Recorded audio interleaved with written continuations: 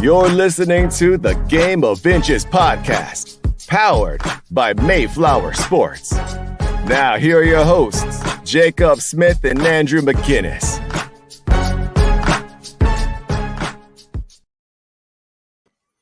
Welcome in, guys. Welcome back. The Game of Inches podcast, Mayflower Sports. We are talking some hockey. It's time to talk some hockey, and I'm not really too excited to talk about what we're going to talk about today, but we have to do it. It's a hot topic. Everyone's buzzing about it. As you can tell, it looks like I'm in the Bell Center right now. Got the Bell Center behind me. We got Scotian Canadien. We got Matt joining us. Of course, my co-host, Jake Smith, with me. Matt, tough start. Hopefully we can hear you. We got everything figured out with that. First of all, just appreciate you for coming on. For those of you guys that don't know Matt, he also goes by Scotian Canadien on social media, has over 7,000 YouTube subscribers, got a following on YouTube and Twitter. And I'll just say this, Matt, it's nice to have another Habs guy on Twitter because it's not that many of us, and I'm always battling the Leafs guys. Yeah, they're in my mentions quite a bit. It's always an adventure on the old, on Twitter, man. Place is brutal sometimes, but yeah, thanks for having me on. I appreciate it, and I wish I could say I was excited to talk Habs just like you, but it's been tough, man. Yeah. Since we got you on, we might as well just jump right into it. Just your first thoughts on the season here. It's been a rough one, 0-5. You guys haven't really looked good in any game, I would say, compared to obviously in the summertime in the playoffs, you guys looked really good, but just give us your first thoughts. It's been a really tough watch. Yeah, I mean, I think maybe other than against the Leafs and the Rangers, it's been just poor effort, and just it doesn't seem like they can get any sort of flow in these games. I just find the defense is having a really hard time supporting the forwards. The transition has been awful. Lots of D-zone giveaways, and it's putting, I think, too much pressure on the forwards. I mean, you've got a lineup of forwards that are 20 and 30 goal scorers perennially, and they didn't just forget how to score overnight. I think they're having trouble executing how they want to play, just with the lack of mobility from the Habs back end. I got to ask you just about last night, not just in general with the Canadiens this season, but last night. Obviously, you see all kinds of quotes coming out. Jeff Petrie, he looked more upset after that Sharks loss than I've ever really seen him. Gallagher making some pretty serious quotes, and then obviously the effort last night. Decent first period. Gallagher goal gets called off. Second period, go down 2-0. And Kokaniemi, we watched your reaction video to that. We'll post it on the video as well, but it's tough. You see a player that was on with them last year, he gets offer sheeted. Every game is different, but I felt like it was just a tough game against Carolina to kind of pick their feet up again. Yeah, it's just, you couldn't script it any better for the Canes, and it's just been one just awful turn after another for the Habs. I mean, they scored the first goal last night, and man, that should have counted. And of course, that's the type of call we get in the state that the team's in right now, as if it wasn't bad enough, And you got to think that's hard to battle back from as a team, but they got to find a way to do it. And of course, KK gets the glorious return to the Bell Center, and it's mixed emotions, because I'm not a Habs fan that now hates the kid. I appreciate what he brings, and I still believe in his potential, but it's tough to see him, succeeding or having fun with a different squad, I got to ask you though, Matt, I tweeted this out last night. I thought it was a disgrace, the booing. And I had people saying to me, look, it happens in every sport. It happens no matter what the situation was. When a player that was on a team comes back in a new jersey, they get booed. It seems like, people were saying to me, it's just natural. But the situation was completely different to me. It kind of, one thing in Canada we're all used to, and things that we can talk about as far as that goes, is the Vince Carter situation. Everybody hated that he left, and nobody liked that. But when I look at this in hockey situation, he got offer sheeted. He got offered way more money. Just like Ducharme said, anybody would have taken it. We as Habs fans can't be mad about him taking more money. Yeah.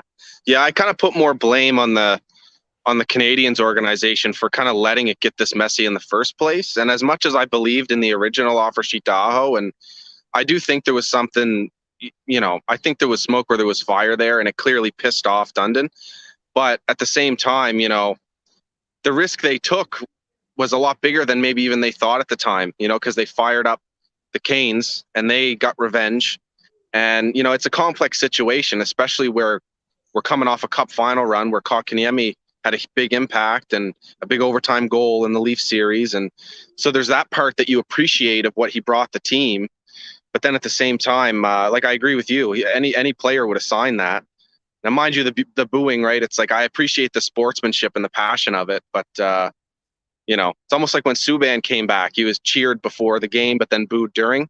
So I kind of get it, but it's weird, man. I still can't believe all of it happened. I figured KK would be a Hab for 12, 15 years, Yeah. Speaking on obviously KK leaving, what do you make of the Habs? No Carey Price, no Shea Weber. I think that's a huge loss for the locker room, and it could play into what's been going on early in the season. Just what are your thoughts with that? I would say the two leaders of the team and the I would say kind of the spine and the backbone of the team kind of leaving for, well, with Price, he might be back, but Weber, I don't think he's coming back. Just what do you make of that loss?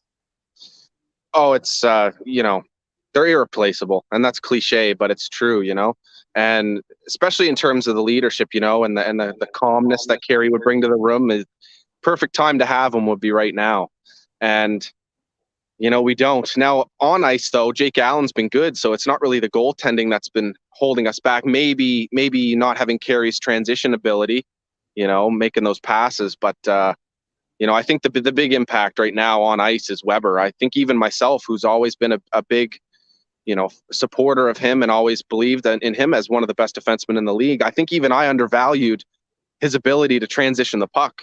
He got a lot of credit for the shutdown defense and the goal scoring, but every game he was making efficient plays up the ice, and not fancy, but it was getting out, and it at least helped the forwards.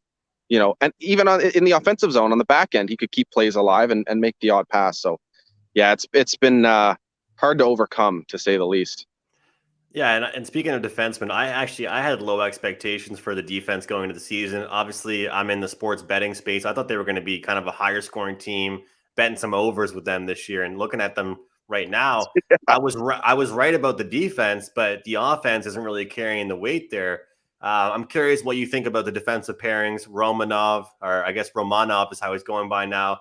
Sherratt. I mean, I feel like there's so much more pressure being put on those guys now, but I haven't really loved what I've seen from Wideman or Savard. It's been a little bit of, good play from Wideman here, and then he'll make a bad mistake, take a penalty here. Their defensive core is really worrisome to me. Yeah. Oh yeah. For me, that's the clear number one issue with this team right now. And it doesn't help that Jeff Petrie is MIA. I don't know what happened to the guy in a few months' time. At least during the playoff run towards the end of it, we could, blame it on the finger issue, the injury or whatever. But now it's just, I don't know what he's doing out there on the ice. Maybe trying to do a bit too much and forcing plays. Definitely on the power play, that's what he's doing. But yeah, I mean, Sherratt, lost his stability of having Weber as a partner, and yeah, it's just, it's not constructed well. And as much as I want to blame Bergevin for it, but at the same time, how do you anticipate Weber disappearing and then Edmondson having his family issue and right. Everything too, right? So it's unfortunate overall. Yeah, you just kind of touched on something there that I've felt for a long time. I feel like Habs fans are always so quick to point the finger at Bergevin. They're always so quick to judge. They're always on top of the guy, and I always feel like that must be so stressful because obviously you just want the best for the team, but like feels like no one ever believes in that guy. Like even coming off the cup final, it's just like people are still like, we this or that. But just kind of trying to transition here. I just kind of want to know how you got started in the almost the reaction kind of I would say almost like a super fan. I would call you. You're really passionate, and you're like the right type of fan. Like coming on here, like you're not bashing like Kotkaniemi, like obviously you're passionate, but you understand the game very, very well. Just kind of give us what made you want to start doing this. I really appreciate that, Jacob. It's I try to just be a hockey fan more than a Habs fan, and obviously my bias towards the Habs will leak in here and there, but I love the game more than anything. And getting started, it was kind of like, I went to school for graphic design. I did some videography through high school. I always saw what Steve Dangle was doing, and I had all this memorabilia, and then I wasn't working in a creative industry anymore. And I figured, what, I should at least use my skills and, combine that with my passion of hockey. So then I just said, I made a goal. I'll do this for a year. see how it goes, put a lot of work into it. And, now this is year 4, and I've just kind of kept it going from there and just tried to build it. And it's been fun, and I've met a ton of great people, and including Andrew and now yourself. And so it's been kind of interesting how it all kind of came about. I would have never expected to have, 700 consistent viewers, let alone what I'm getting now. It's just, it still blows my mind, and I'm grateful for it every day.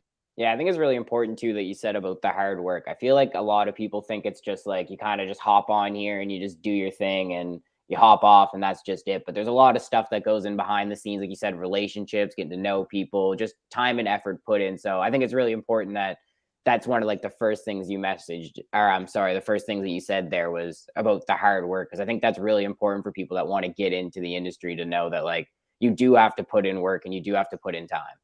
Yeah. And I'm glad you bring that up too, because, in this space, talking sports, debating sports, we're not always going to agree either. So, and it's very difficult, as you guys know, to put yourself out there. And when you do, and you kind of have to stand by your stances or trying to explain yourself, you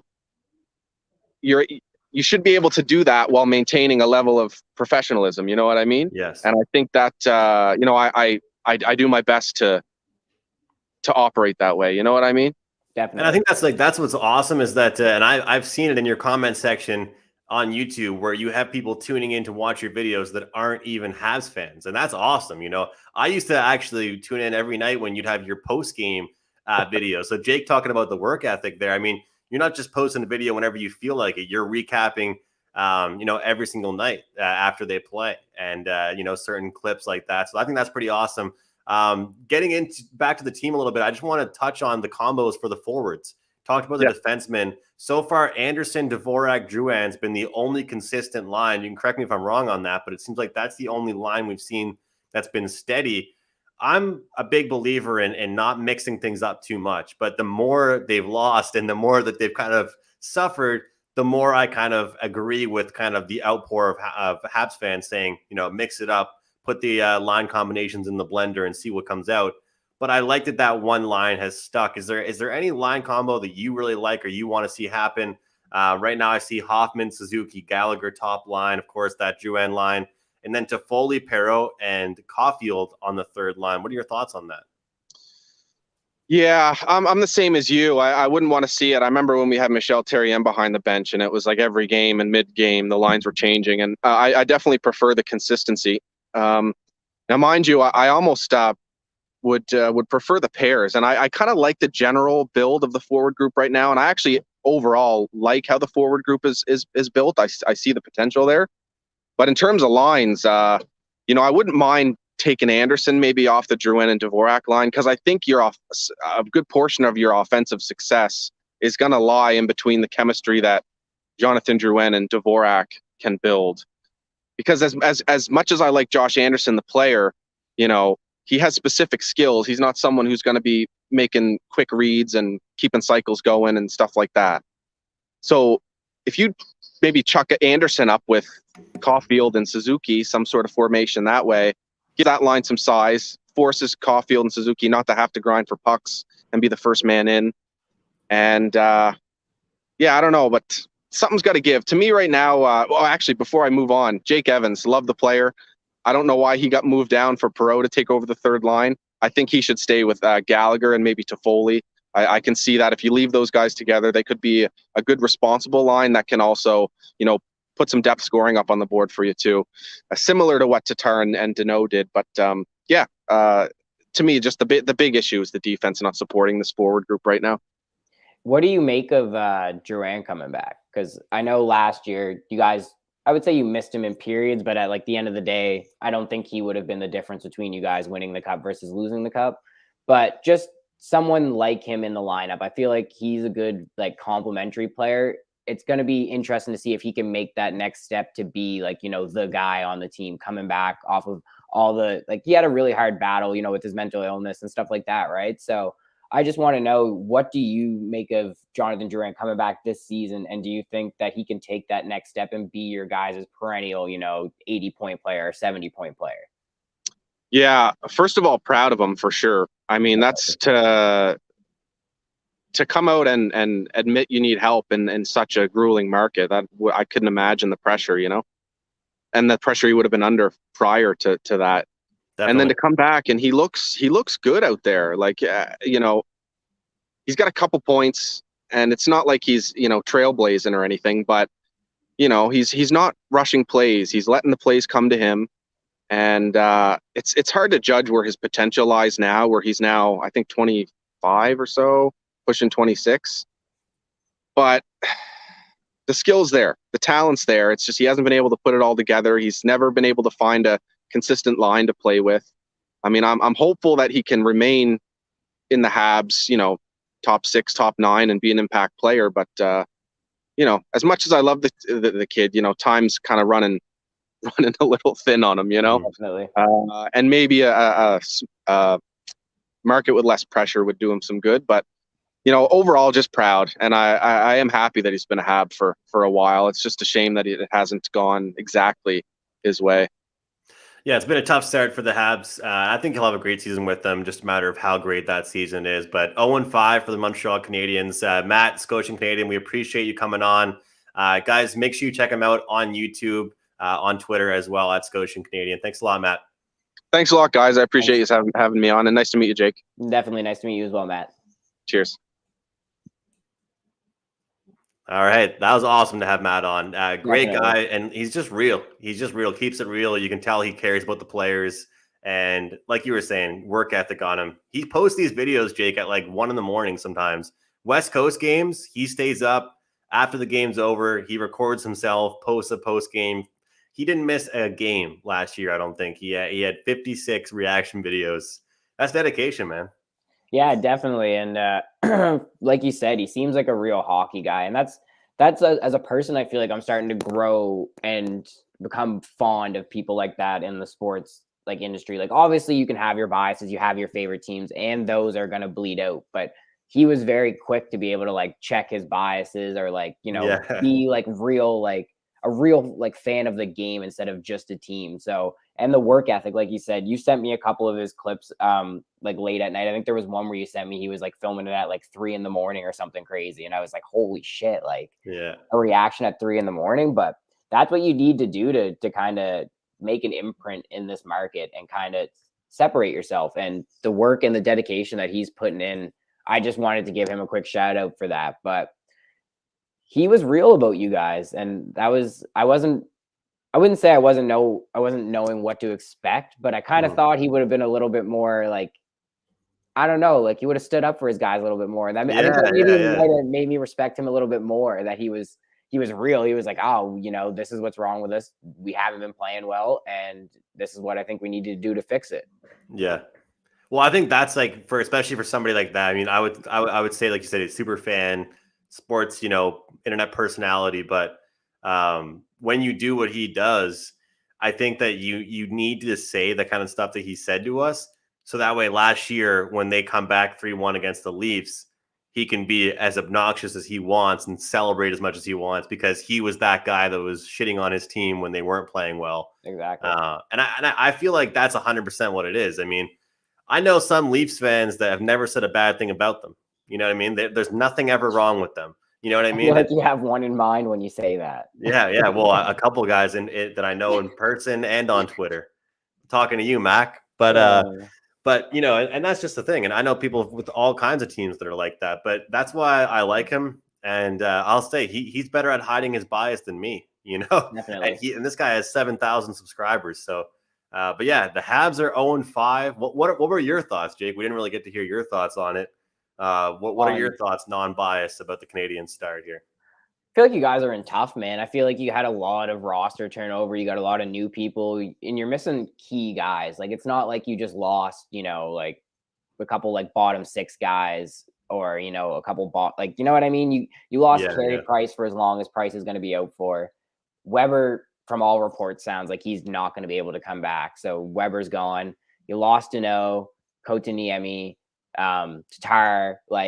You guys lost some pretty, I would say, influential people on your team. And to go 0-5 might be a little extreme, but I'm not surprised really that you struggle out the gate, if that makes any sense.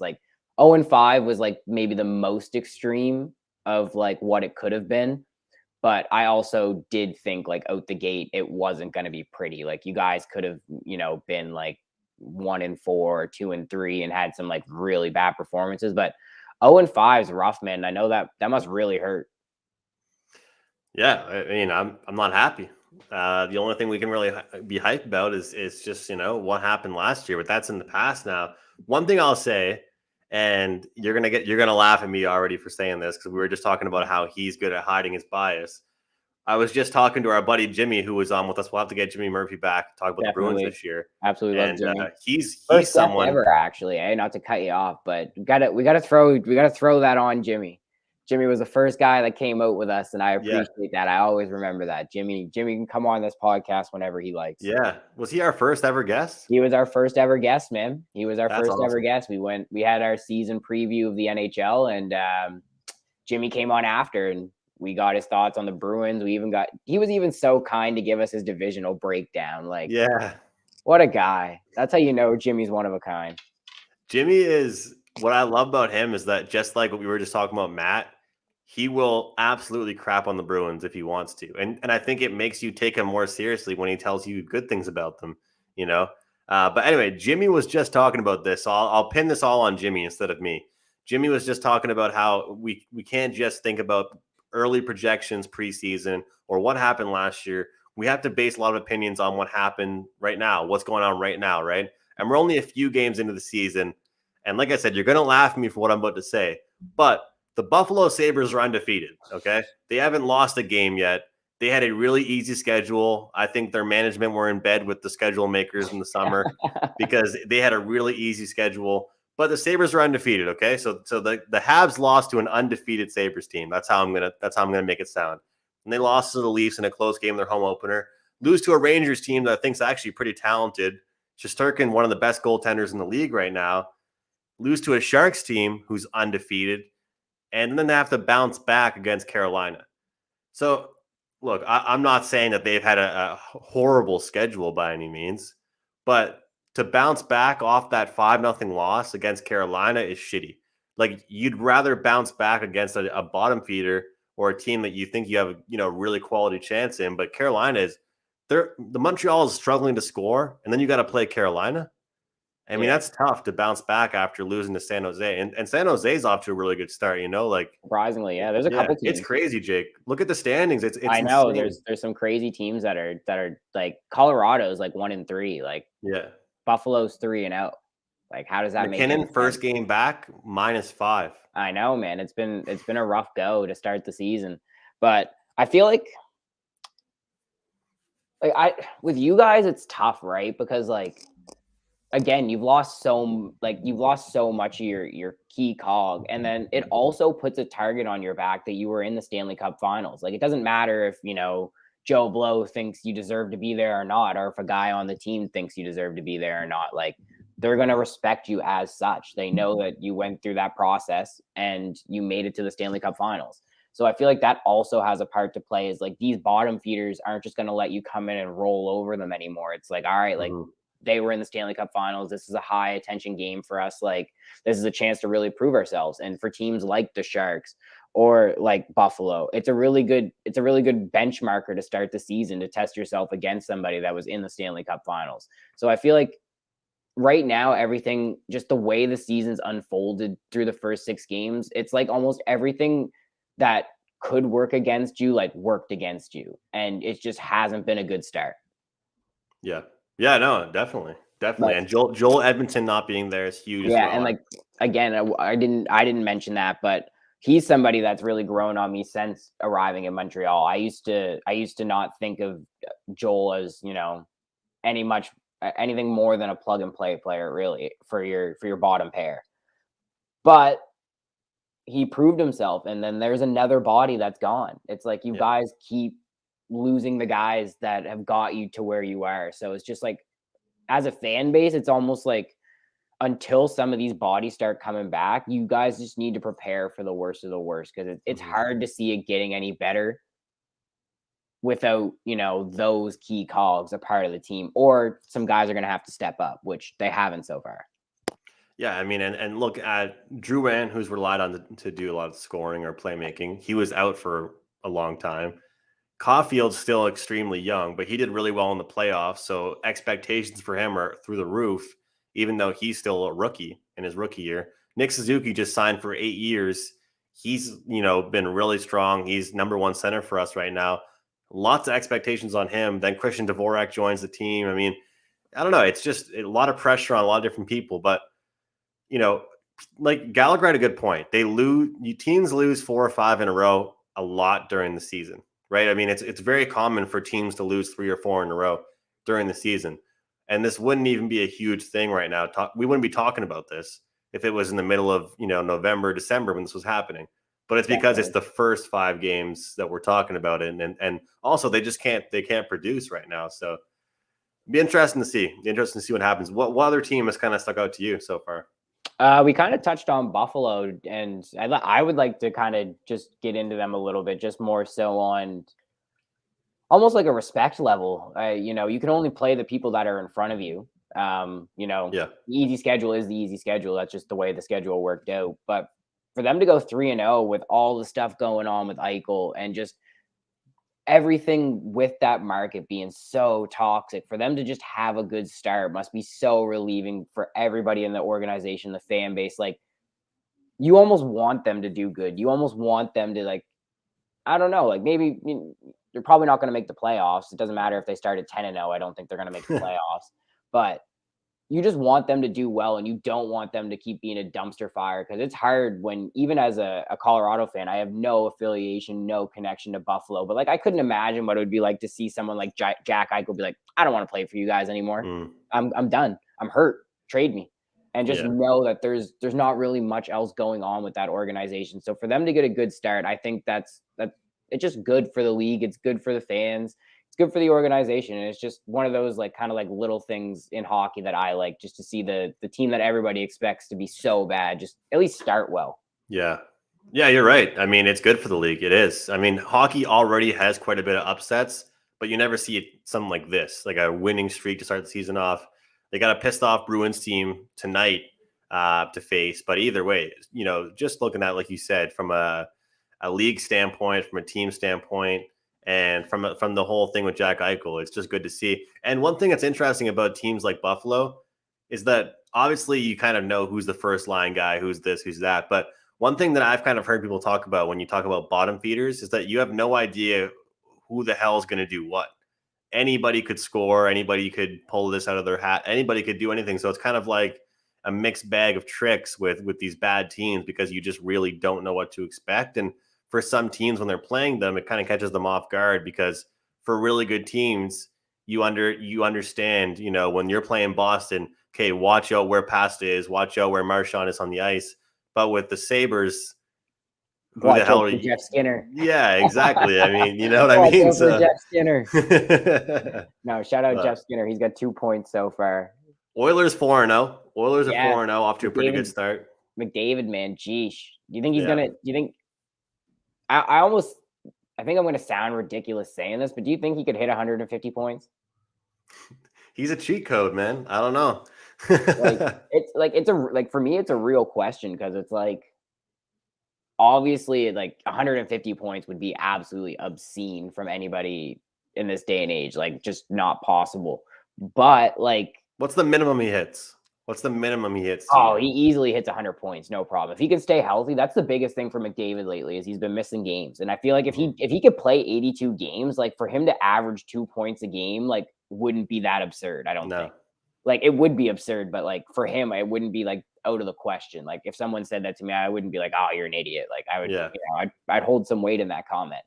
I just think, not even just think, I hope that they do something for that guy. Like, don't just let him keep putting up 100-point seasons and doing all these crazy things and just not doing anything in the playoffs at all.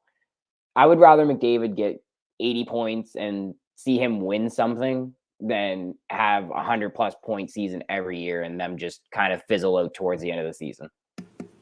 Well, that point that you're making is actually what Wayne Gretzky was saying about some of these teams, like even McKinnon on the Avs or Matthews and Marner on the Leafs. Like, it's so hard to take away some of your personal achievements, but you have to sacrifice that. But these players are just want the best for the team.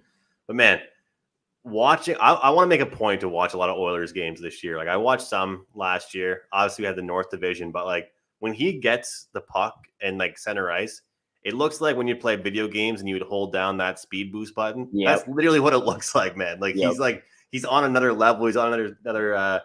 So they're playing Vegas tonight. It's their second half of a back-to-back. They've been pretty good on the road, pretty good back-to-backs. I mean, I think they can start the season off like 6-0, which would actually be incredible. I mean, they play Vegas on the road, and then they host the Flyers at home, which I'm pretty sure they can beat, especially at home. So yeah, they could potentially start off 6-0. Yeah, that's another team that's been that caught my eyes, Philadelphia, to be honest. But we'll get to them in a second. Yeah. The one thing that I appreciate about the Oilers is they're always fun to watch. So whether they win or lose, they're fun to watch. They're very rarely in any sort of like boring or dull game. So for the neutral, I feel like it's easy to cheer for them or easy to kind of like hope something comes of them. But I just don't know what it is about that organization that just doesn't give me any confidence. It doesn't make me feel like anything. And same thing, like it's the same feeling I get with the Leafs. Like the Leafs could go 82-0. And I would never pick them to win the Stanley Cup ever. Like same thing with the Oilers. They have the best player in the league, but like I would never pick them to win the Stanley Cup. It's just one of those organizations that haven't given me any faith to trust in them. And I think at some point, and I don't feel like I'm just talking out of my ass here, but like at some point, I feel like McDavid needs to consider, what's going on here. Like, are we actually gonna am I gonna have a cup run? Like, do I see that happening here? And I feel like this year and next year are big for that. If they can go and maybe make the second or third round and get bounced, then it's like, all right, at least we got some faith. Like maybe we can change some things around here. But if it's another, one and done or miss the playoffs or just an uninspiring series, it's just like, how do you keep putting your faith in that organization? Yeah, I'll tell you what, Zach Hyman, he's going to help. He's going to help in the playoffs. You know what I mean? 3 goals for him already, 200-foot player. Every quote from that team has just been saying that he's exactly as advertised. And I'm sure McDavid likes to have a player like that with him. And he's a face-off guy too. He can win face-offs. So yep. Yeah. What do you make of the Flyers? You said that was an easy win. I've kind of liked the way the Flyers have been looking, man. I'm not a huge Broad Street bully guy. I kind of like what they have going on there. I'm not going to lie. And they always have that same kind of attitude. And I feel like obviously last year didn't go to plan for them, but the year before they had a really, really, really good season. So I think that they could really build off of that, and they could be somebody that to look out for later on in the season. I don't want to say that they're going to make a run or do anything crazy, but from what I've seen and just the makeup of the roster, I've actually really liked the way Philly's looked. It all depends on Kata Hot, how he plays. You know what I mean? I don't know. I think that he's still an up and down guy. One thing with I always say this to you. I look down lineups and I don't know. I don't see past 4 or 5 guys for the Flyers. That's kind of my thoughts. And it sounds like you're on the opposite end of it. I mean, Cam Atkinson, he scored 2 goals for them against the Bruins, but I look at Giroux, I look at Konechny, I look at a couple guys, Couturier, and then to me it drops off. And with the lack of defensive ability, potentially a shaky goaltender, I don't think they could contend. Yeah, it's obviously going to be tough because you're in the East, man. You got obviously Washington, Stanley Cup champions, Tampa Bay, Carolina looks like a wagon. Like there's a lot of good teams in the East. I just feel like the Flyers could be that surprise team. Like maybe not Montreal and go to the Cup finals, but a team that, kind of hung around and they kind of, they played tough. They were battle tested from like the very beginning and they found their way through it and they got to wherever they got to. I just feel like they just have that makeup. I don't know what it is. Like, I just like that roster for some reason as a roster that could surprise some people. If they can turn into like a Carter Hart amazing year and they can turn into a pretty good defensive team, I believe, like you said, the Broad Street Bullies, they have the physicality. They have some goal scorers to do it. I just don't like checking box scores and seeing 5-2, 6-3. I don't think the recipe for success for Philadelphia is having, 9 or 10 goals being involved in a game. Definitely. But do you think that they could be better than someone like Pittsburgh?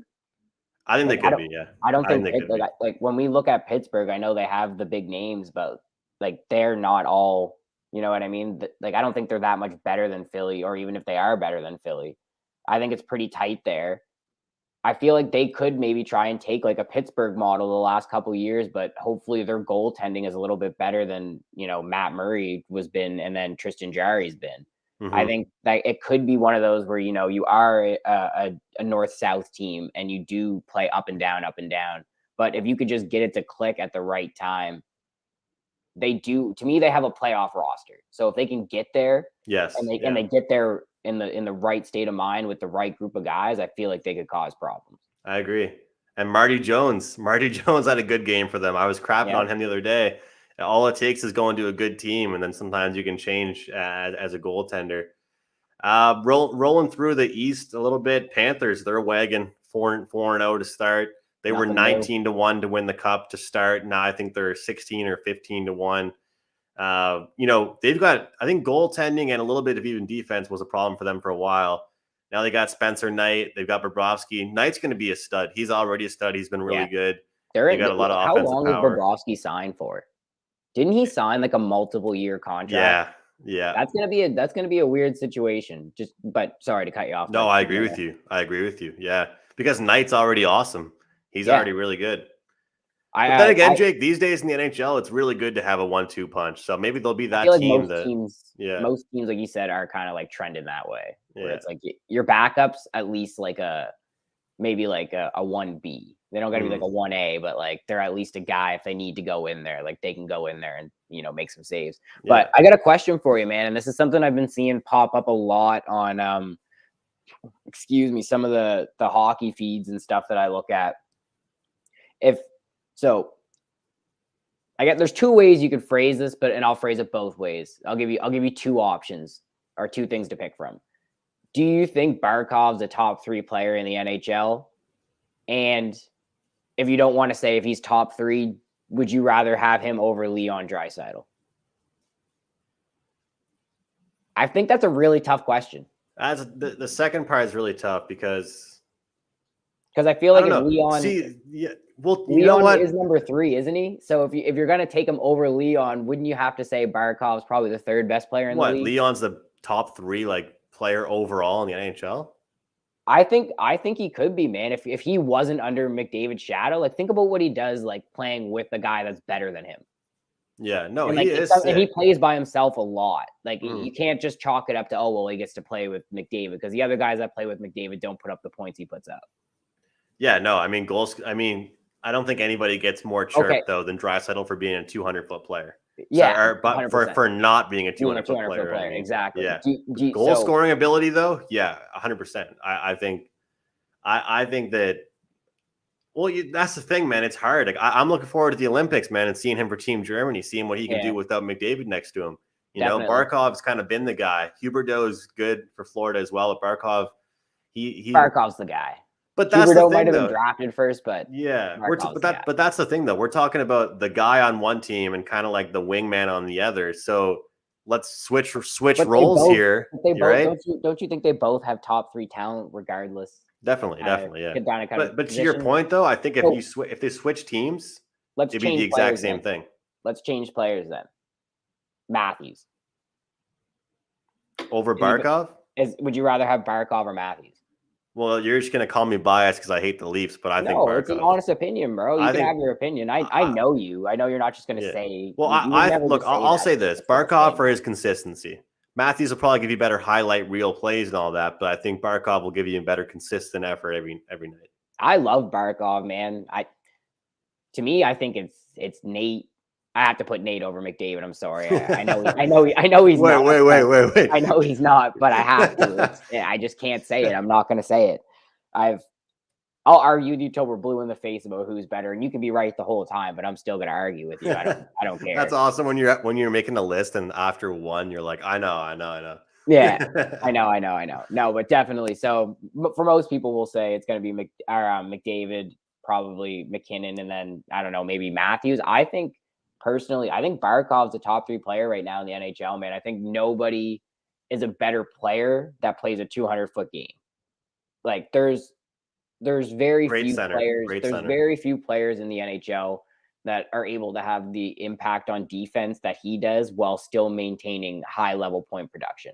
And I feel like that's something that goes grossly undervalued amongst, like, I would say the masses when watching hockey that don't understand, like, the center is arguably the most, I would say, person held accountable on the ice. He has defensive commitments, neutral zone commitments, offensive zone commitments. And for Barkov to be A+, at everything he does, still maintaining a high point production, for me, it's hard to say that he isn't a top 3 player in the NHL. Whether he is or he isn't is a different story, but just based off what he does, I think he deserves to at least be in that conversation more seriously. Well, I think he's part of the reasons why Florida's getting some spotlight on them right now. Obviously, Definitely. because they're doing well, but you got to look at who's been there the whole time. You know, who's been there before they were 4-0 to start a year, and he's always been there. They got some key pieces around him now. I got to ask you this. We're getting a little bit off topic, but I kind of like these discussions. Who's the most overrated superstar? Because I think a name that comes to my mind a lot that I see on these lists that kind of makes me scratch my head. Artemi Panarin is always on everyone's list in like top 3, 4, 5. I don't know, man. What has he done? I mean, what has he scored some big goals, overtime goals here and there. I mean, I don't think he's anything crazy until he proves to me he can, have a I big. don't think that's unfair. I don't think that's unfair. I had to think about that for a second because Artemi is unreal. I think Artemi is unreal as a hockey player. I think he's one of the more smooth and silky players that we have in the game. I'll say he's very easy to watch. He's very nice on the eye. He's one of those players that would easily grab a casual or grab somebody that doesn't watch hockey and be like, oh, like this must be why you watch hockey, this guy. Right. But to your point, like you are right. Like he really, like he does put up points some years, but he doesn't put up points every year. His team, since he left Chicago, he really hasn't done much. So it's tough. I definitely agree. I think maybe on just like pure skill, if we're not factoring in like anything else, if we're just talking about pure skill, then yeah. But I think you're right. I don't have Artemi in my top 5. I think there's 5 players right off the top of my head that I could name now that are better than Artemi. And like, no disrespect to Artemi, I know I would say New York's leading guy. He's the man there. But someone like Mikko Rantanen, I think Mikko Rantanen might be better than Artemi, and that's just me. And like, there's another guy that plays underneath somebody else who doesn't necessarily get the spotlight and attention that he might deserve. But if you put him on in New York, I feel like he could maybe excel a little bit more than someone like Panarin. So I don't think that's completely out of the realm of like that having some truth to it. Is it clear? Is it clear to say? I mean, I'm guessing everybody would agree, but is Rantanen, McDavid's Draisaitl, or as far as Nathan McKinnon's Draisaitl? I mean, honestly, I think we're getting to a point now where like Rantanen's starting to creep up there, like with McKinnon, just in a different way. Like the one thing that's held Rantanen back so much is the injuries. He always catches a freak injury and he's out for a while. But when he's healthy, like his point production is eerily similar to Nate's. Eerily similar. Yeah. So we're starting to, I think, in Colorado, shift more into a 1A, 1B situation or 1A, 1A situation, whatever you want to call it, more so than like de facto McDavid's that much better than Draisaitl. I don't know if I could say that as somebody that watches Colorado all the time, that Nate is like de facto head and shoulders better than Rantanen, because Rantanen also does some things very, very, very well that nobody else in the league does.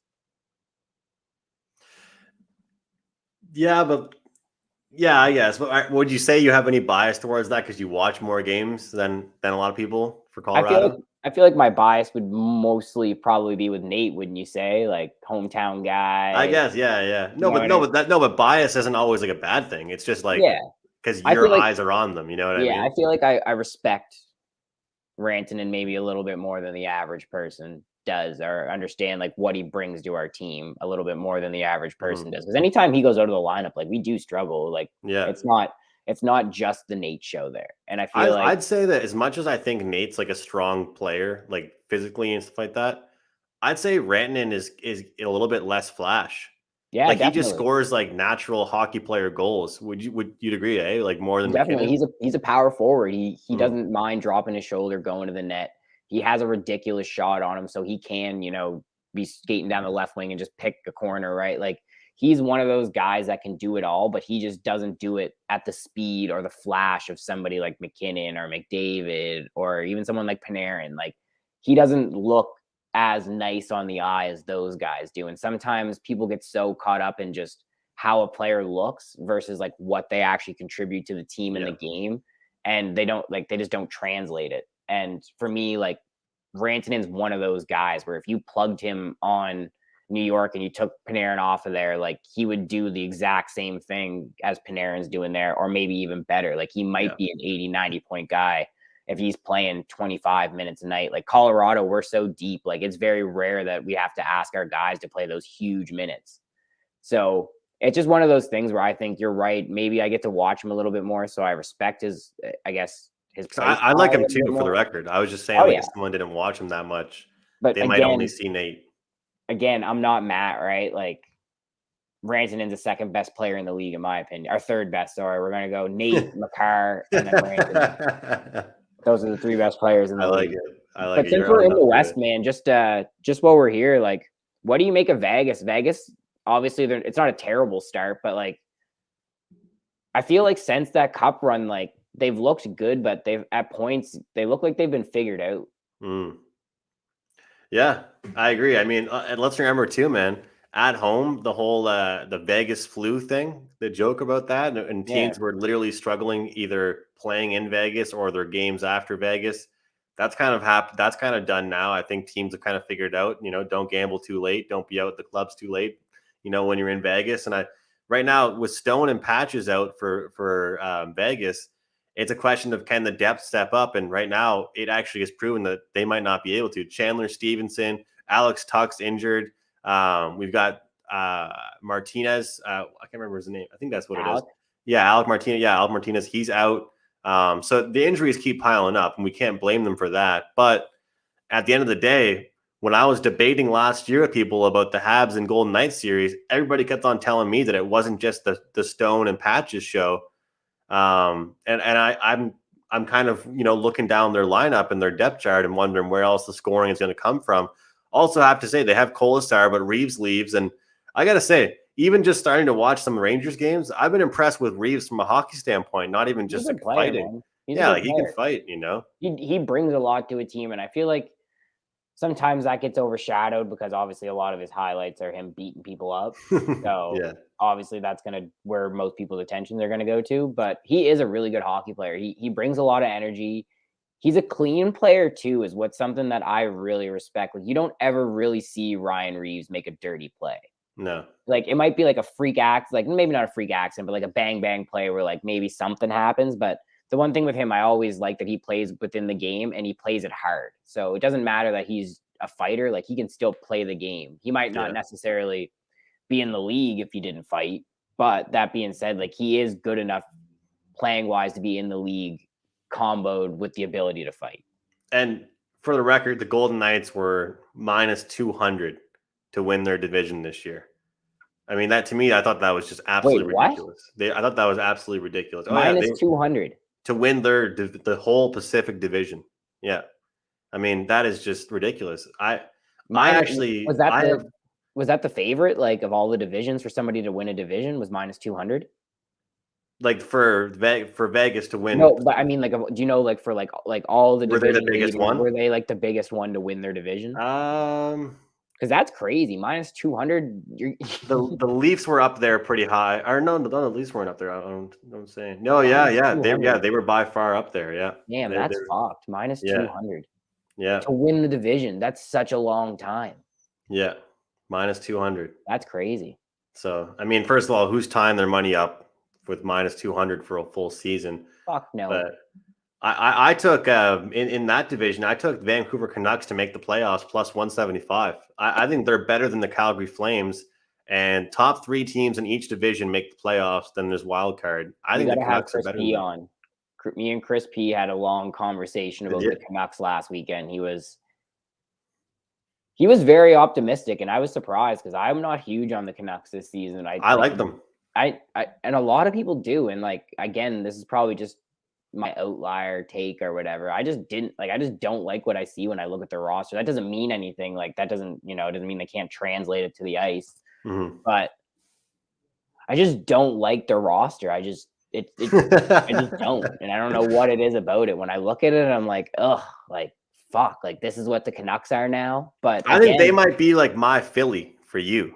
They might be like my Western Conference, because I think that if they make the playoffs, we saw what they did even a few years ago. They could be a playoff team because a lot of their star players, besides like Pettersson, and even like captain like Horvat, JT Miller's a great guy. They're aggressive. They're not scared of battling in the corners, that kind of stuff. They got good puck moving defensemen, a good goaltender, I think.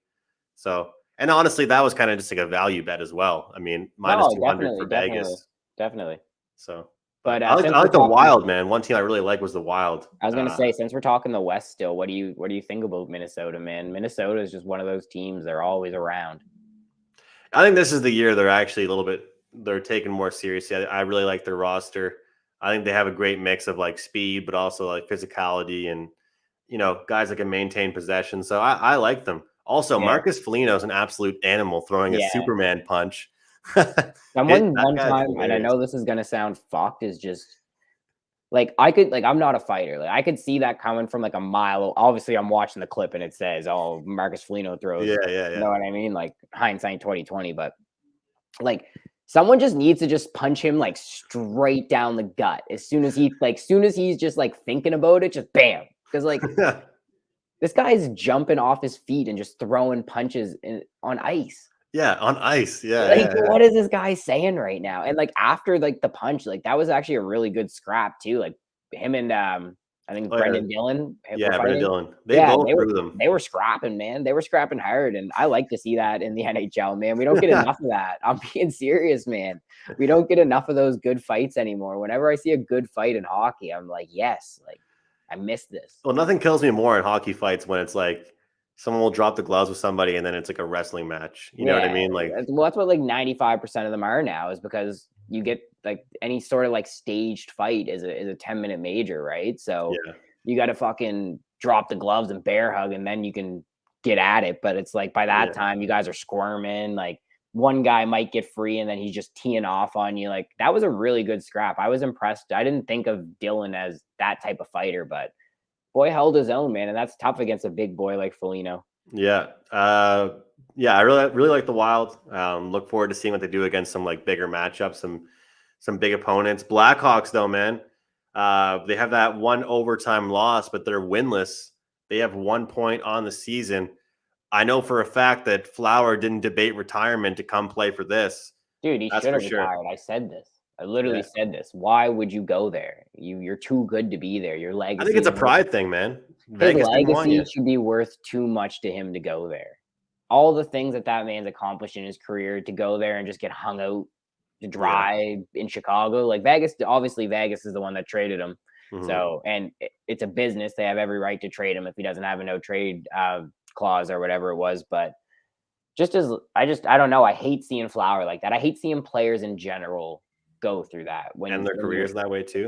And it might be ending it early, but so be it. At least you went out with people like remembering like this, and this. Like, I don't want to remember Flower getting peppered in Chicago and them having like 23 wins on the season. I don't want to see that. I'd rather see Flower go out. Obviously, he went out with Vegas. They didn't win anything, but hey, he went out with a winning organization. He went out on as top as he could. And you call it early, but man, I think that's going to be a rough go for him this season. I don't like. I said last year Chicago was one of my teams that I thought maybe could be a sleeper team and squeak into the playoffs. But like, I don't know how the roster got worse from last year to this year. But like, god damn, they're going to suck. They're going to be terrible. Detroit might be better than them. Well, Tyler Johnson, he came from Tampa Bay, Stanley Cup winner. He goes over there, hasn't really done much. Kirby Dach, lots of expectation for him. He hasn't done much. Jonathan Toews, he wasn't there last year. He's obviously their captain, but he's back. It's going to be a while till he starts lighting the lamp consistently. Always big pressure on Patrick Kane. I think there's just a lot of pressure all around. Seth Jones, he comes. Lots of pressure for him on the blue line. And his brother Caleb, both there. Yeah. So I don't know. Should be interesting, man. Just before we get out of here, Sports Interaction / Mayflower Sports, man. $100 deposit gets you 125% bonus. That means $125 for you degens out there. Might as well get. I've been saying free money. I say this every time. It's free money. It's free money. If you lose it, who cares? It's not yours. Yeah. It's not yours. Sports Interaction's giving you $125 for you to deposit your $100. You go tail someone like McSkinny here, who's a pro betting on Vancouver Canucks value bet to win the division. We're going to come back in probably about 5 months, and we're going to be saying, damn, wish I would have put my $125 free bet on Vancouver. My guy. But hey, make sure you bet responsibly. 18 plus. Don't throw your money away. Only spend what you can afford to lose, people. Number one rule, only spend what you can afford to lose. But Sports Interaction sportsinteraction.com / Mayflower Sports. Just before we leave, buddy, I got one more team to ask you about. And I'm kind of intrigued to see how they do, because they were one of the teams that got caught in the realignment last year, Nashville. How do you think they're going to do this year? I hate Nashville. I don't like them. I don't like them. I hate them. You know what? You know what the funny thing is, though, Jake? I'll be honest with you. I've liked them for so long. To watch me not like them this year, and they'll have a great year. You know, that's I'll be honest. Like, that's kind of the thing with me with Nashville. I haven't had a good read on them for years. You know, the year they went to the Cup Finals was the year I didn't make a wager on them, and then the year before that, I had them to win the West. So I don't know. I don't know. I think there's so much pressure on one or two guys for that team that when their depth doesn't show up, it's tough for them. But then there'll be a 4 or 5 game span. Well, they'll score 4 or 5 goals. You know what I mean? So I don't know. Rangers beat them yesterday. Betting wise, Nashville were favorites. They shouldn't have been. I don't know. It'll be. We'll have to check back in on Nashville in 10 or 15 games. Not ready to give a committed answer. I feel that. What about you? I'm honestly kind of the same with you, man. I don't really know what I'm going to get out of them, and it's almost like a let's wait and see thing. And it seems like it's with them like that every year. It's like, let's wait and see just what happens, because they're one of those teams as the season progresses, like you really start to find out who they are. And, you know, sometimes they're really good, and sometimes we can see they're very fraudulent. And I think this year is a big make or break year for what's left of like that core. Yeah. And if, you know, it's the same old same that it's been the last couple of years, I think that, you know, I always forget his name. Is it Poulin, the GM? He's the president and GM.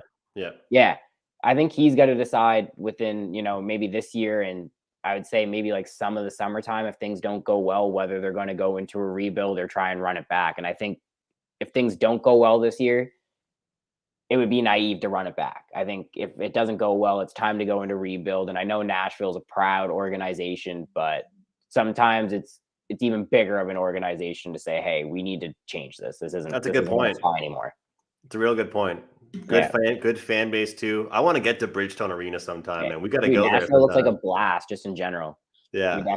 Man, imagine going to see a hockey game and leaving that arena and you got like hundreds of bars blasting music. I mean, that seems like a pretty fun time to me. I'm down. All right, man. We're back. We're going to try and get more hockey people on, just like Matt. You know, it's fun to get people like Jimmy on, because Jimmy has a good personality as well, but he's talking to the players. And guys like Matt, you know, he's a YouTuber. He's a huge, passionate fan. So it's kind of like nice to get the two perspectives. But definitely, maybe we'll try and get Jimmy on. It's nice to have recurring guests. So we'll try and get him on again, Jimmy. Hey, our first recurring guest could be can't disrespect my guy Willie Paloff like that. Willie, first reoccurring guest. See, I remember everything, bro. I got a memory like an elephant. I like that. My guy Willie was our first reoccurring guest. But yeah, I would love to have Jimmy back on, man. I think he's I would call him an expert in his field, to be honest. Everything that he says with passion, and he says it with his whole like meaning behind it. You know what I mean? Like, he doesn't just half-ass say anything. If he says something, he believes it. And that's what I like about Jimmy. He stands on his takes, whether they're right or wrong. Yeah. And I think that's so important these days, is to just stand in what you believe in. And if it's wrong, then it's wrong. Let's have the conversation about why I was wrong. And he's somebody that, you know, I've seen him. He's been wrong about things, and he's not, oh, well, blah, blah, blah. Like, he admits he's wrong. on to the next thing. Let's get to the next take. Let's get to the next debate. And that's what I love about Jimmy. Jimmy's a true pros pro. And he's, exactly. He's not like just some robot with those press conferences and stuff like that. I've listened to some of the questions he's asked the guys, and he doesn't always take it easy on them either. So the Atlantic division is going to be a tough division this year. We'll have to try and get a few different people on, but make sure you guys check us out on YouTube, Facebook, Twitter, and Instagram, and drop a like on this video on YouTube. We appreciate you for watching. If you are, podcasts are all available on most podcast networks, and we'll see you guys next time. See you.